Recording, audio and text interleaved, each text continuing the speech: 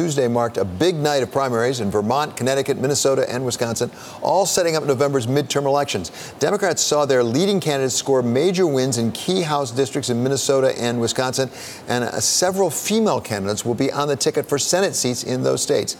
Joining us now with more for a takeaways on Tuesday's slate of primaries is Bloomberg News campaign reporter Arit John. So Arit, welcome. I must say, forget Republicans, forget Democrats for the moment. The thing that I took away was you've got 6 races for the Senate in Minnesota and Wisconsin, and there are 5 women running. There's only 1 man on any of those tickets. Right. I mean, and we'll see in Wisconsin, regardless of what happens, the next senator from Wisconsin will be a woman. You look at Minnesota, Tina Smith and Amy Klobuchar are both likely to come back and win. Tina Smith will win a full term and Amy Klobuchar will win another term. And I think it's just this ongoing trend of this is the year of the woman. On the Democratic side, it may be anger and frustration over President Trump, but also on the Republican side, there are a lot of Republican women who are winning races as well. What about Senator Tammy Baldwin, the Democrat who's also been one of the GOP's top Senate targets? That's an interesting race. There's been a lot of spending in Wisconsin, but by all accounts, the Wisconsin Senate race is not one of the most competitive. When you talk about like seats, like Democratic senators who might not come back next year, it's Bill Nelson in Florida, it's Joe Donnelly in Indiana. Tammy Baldwin is in a very strong position in a state that Trump narrowly won. It's a race to keep an eye on, but not one of the ones Democrats are the most worried about. If you were going to be pressed on a characterization about these races in these 4 states, between having center left, center right, as opposed to more of the extremes, how did it come out? Because we've seen President Trump on the one hand pushing one direction, Bernie Sanders pushing another.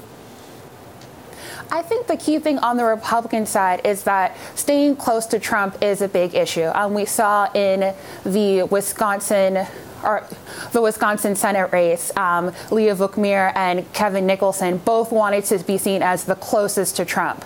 And then we saw in Minnesota, Tim Pawlenty wanted another run at the governorship, but he was critical of President Trump, and Jeff Johnson was not, and he overwhelmingly won that race. What about turnout? Did we see a blue wave, at least when it came to voters showing up at the polls?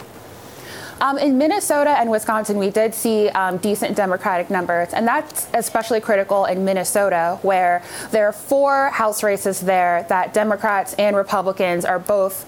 They're all toss-ups. There are 2 Democratic seats that Republicans could win, and those are their best chances to pick up seats this cycle. And there are 2 Democratic seats. So looking at those turnout numbers, it does show a sign that Democrats are looking good in those seats and looking good for fall. What does it also tell us, Arit, if anything, about the money that's going to pour into Minnesota? Because they had so many toss-up elections going into this. Does that mean we're going to see both parties really pour a lot of money in there?